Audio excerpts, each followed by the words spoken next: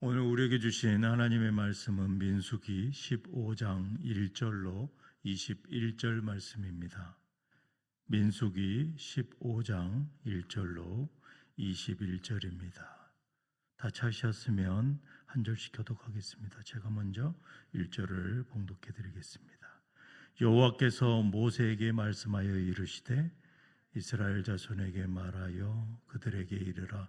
너희는 내가 주어 살게 할 땅에 들어가서 여호와께 화제나 번제나 서원을 갚는 제사나 낙헌제나 정한 절기제의 소나 양을 여호와께 향기롭게 드릴 때에 그러한 업무를 드리는 자는 고운 가루 10분의 1에 기름 4분의 1 흰을 섞어 여호와께 소제로 드릴 것이며, 번제나 다른 제사로 드리는 제물이 어린 양이면 전제로 포도주 4분의 1 흰을 준비할 것이요, 순양이면 소제로 고운 가루 10분의 2 기름 3분의 1 흰을 섞어 준비하고, 전제로 포도주 3분의 1 흰을 드려 여호와 앞에 향기롭게 할 것이요, 번제로나 서원을 갚는 제물이나 제사로나 화목제로 성화제를 예배하여 여호와 제사를 때에 소제로 고운 가루 10분의 3 에바에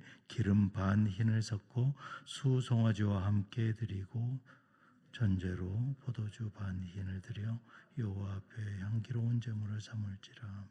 조금 넘어가겠습니다. 14절부터 너희 중에 거류하는 타국인이나 너희 중에 대대로 있는 자나 누구든지 여호와께 향기로운 화제를 드릴 때에 너희가 하는 대로 그도 그리할 것이라. 회중 곧 너희에게나 거류하는 타국인에게나 같은 율례이니 너희의 대대로 영원한 율례나 너희가 어떠한 대로 타국인도 여호와 앞에 그러하리라. 너희에게나 너희 중에 거류하는 타국인에게나 같은 법도 같은 규례이니라. 여호와께서 모세에게 말씀하여 이르시되 이스라엘 자손에게 말하여 이르라. 너희는 내가 인도하는 땅에 들어가거든 그 땅의 양식을 먹을 때에 여호와께 거제를 드리되 너희의 처음 익은 곡식 가루 떡을 거제로 타작마당에 거제같이 들어 드리라. 너희의 같은 음식 처음 가루 떡을 대대에 여호와께 거제로 드릴지니라. 아멘. 오늘은 감사로 예배를 회복하라라는 제목으로 은혜를 나누기를 원합니다. 감사로 예배를 회복하라. 말씀의 제목과 같이 감사도 없고 예배도 무너졌기 때문에 하나님께서 이렇게 말씀하시는 것이죠. 민수기 14장에서 이스라엘은 가데스바네아에서 하나님의 약속을 거부하고 불순종으로 인해서 광야에 40년을 방황하게 됩니다. 민수기 13장에서의 그 정탐꾼들의 부정적인 보고를 듣고 이스라엘 백성은 가나안 땅의 거민에 대한 두려움에 사로잡힙니다. 이 때문에 하나님의 능력과 약속을 믿지 못했습니다. 그들은 밤새도록 통곡하며 하나님과 모세와 아론을 원망합니다. 그들은 14장 2절에서 5절에 우리가 애굽 땅에서 죽었거나 이 광야에서 죽었으면 좋았을 것을 하고 말합니다. 어떻게 애굽 땅을 이야기하고 광야를 얘기할 수 있단 말입니까? 하나님이 자신들을 칼에 죽게 하고 처자들을 사로잡히게 하려고 가나안 땅으로 인도했다라고 불평하고 있는 것이죠.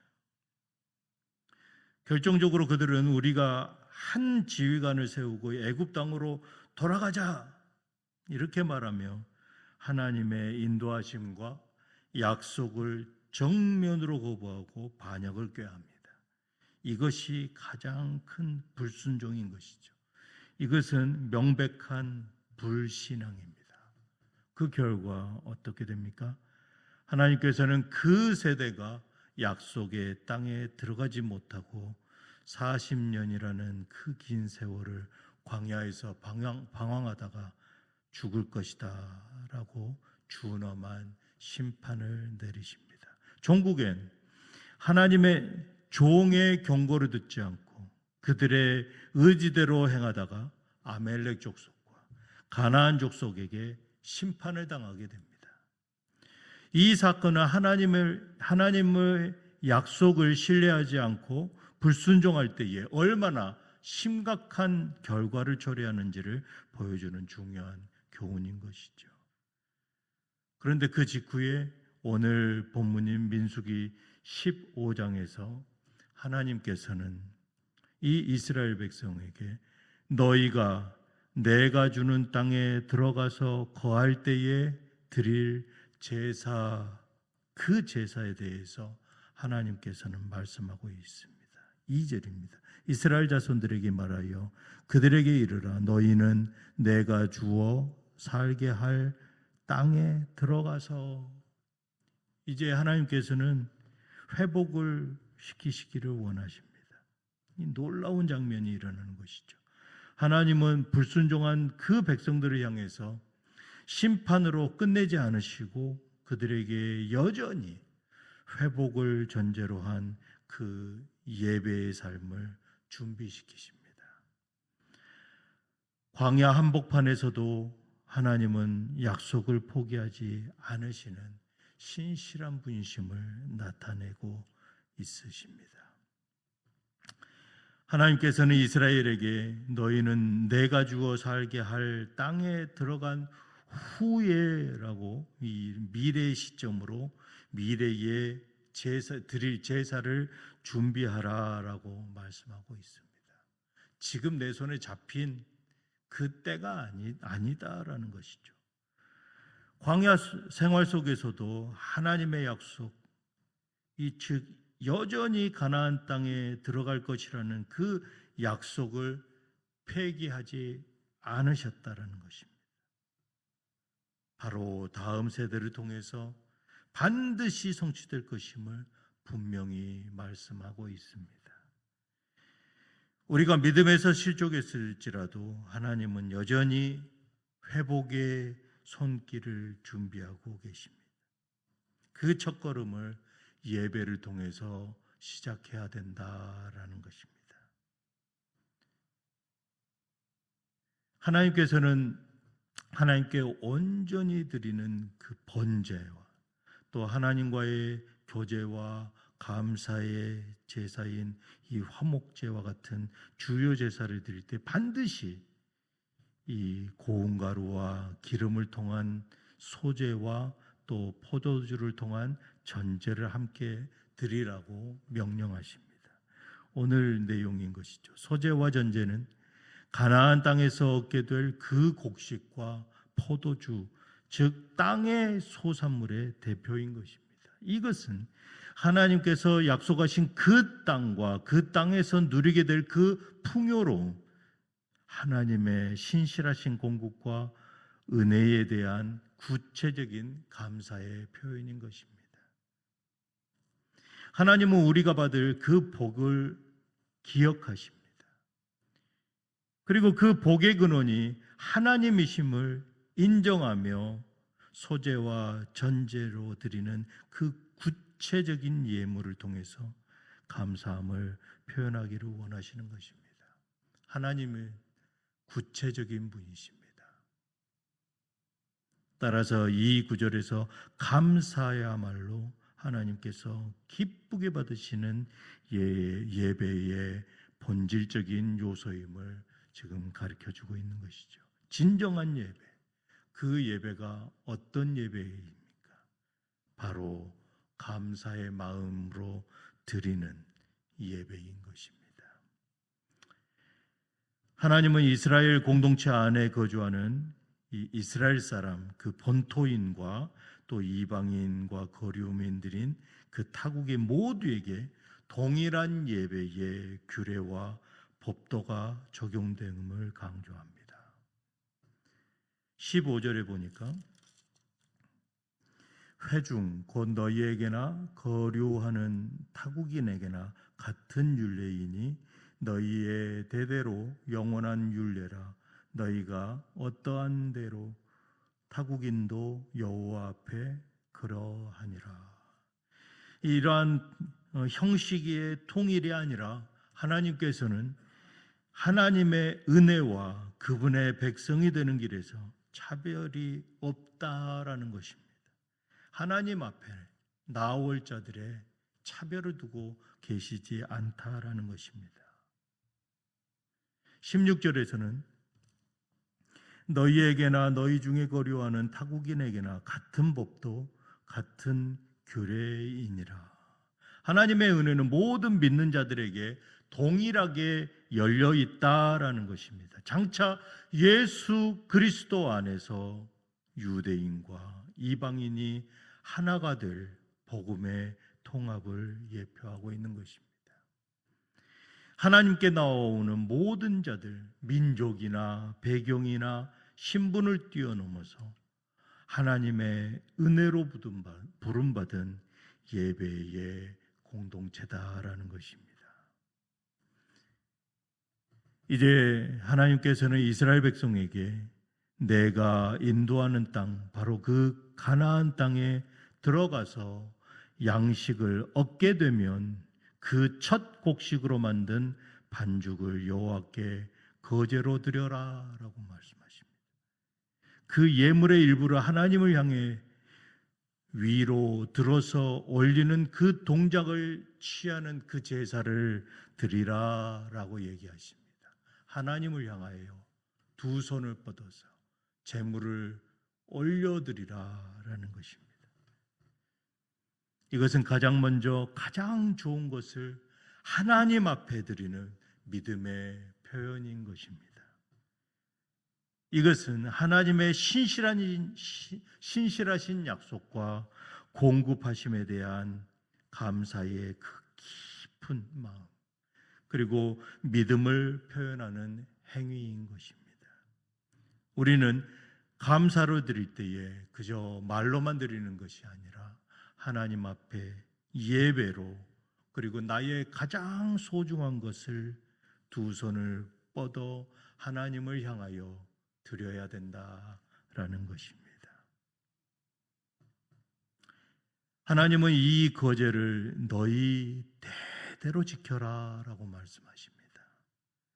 이 감사의 신앙이 다음 세대에까지 이어져야 된다라는 것입니다. 말씀을 맺겠습니다. 민수기 14장의 이 불신과 심판이라는 이 절망적인 상황 가운데 오늘 15장 1절부터 21절에서 하나님께서 다시 회복시켜주는 이 말씀, 우리는 붙들어야 할 것입니다. 하나님께서는 변함없이 약속하심을 지키시고 예배를 통하여 회복의 소망을 주고 계십니다. 그리고 그 회복된 삶의 중심에는 항상 나의 감사로 드리는 예배가 있어야 된다라는 것이죠. 민수기 15장에서 실패한 백성들에게 소망을 주는 것, 그것은 곧 예배인 것입니다. 그리고 하나님 앞에 대한 초청인 것입니다. 우리는 내가 같이 하고 싶은 사람들에게만 손을 뻗을 것이 아니라 모든 민족, 모든 방언, 잘 살거나 못 살거나 모두에게 하나님의 예배에 초대해야 된다라는 것입니다. 그들의 회복을 하나님께서는 미리 준비하고 계십니다. 하나님께서는 예배 가운데 기다리고 계시는 것이죠. 하나님의 나라는 민족과 언어, 다른 것과 전혀 상관없습니다. 그리고 출신이 어떤지, 신분이 어떤지에 대한 차별을 두지 않고 계십니다. 하나님께서는 초월하시는 은혜의 공동체임을 보여주고 계십니다. 하나님의 나라가 이런 것입니다. 우리는 어떻습니까? 나와 친한 사람들만 같이 하고 교제하고 예배하지 않으십니까? 혹시 들어오다가 나와 관계가 불편한 자와 눈이 마주쳤을 때 은혜가 떨어지지는 않으십니까? 하지만 하나님께서는 하나님 나라에 초청하는 자는 이 모든 자들, 민족과 언어, 방언, 출신, 신분을 초월하고 계십니다. 하나님께서 우리를 예수 그리스도 안에서 하나가 된 그 예배를 드리시기를 원하십니다. 감사의 예배가 회복되어져야 된다라는 것입니다. 내가 지금 감사할 것이 무엇이 있다고 하나님 앞에 감사를 드려야 됩니까? 라는 원망이 나오십니까? 눈을 감고 하나님 앞에 무릎 꿇고 나아가십시오. 감사의 제목이 있을 겁니다. 하나님께서는 나의 지금의 현재의 어려움을 요구하고 있는 것이 아닙니다. 하나님께서는 미래의 예배를 예비하고 계십니다. 하나님의 약속을 망각한 것이 바로 우리요, 불평하는 것이 바로 나며 원망하는 자가 바로 우리 자신이다라는 것이죠. 하나님께서는 그 감사를 회복하기를 오늘 요구하고 계십니다. 하나님께서는 우리에게 지금 내가 광야에 있어도 나는 너를 회복시킬 것이다.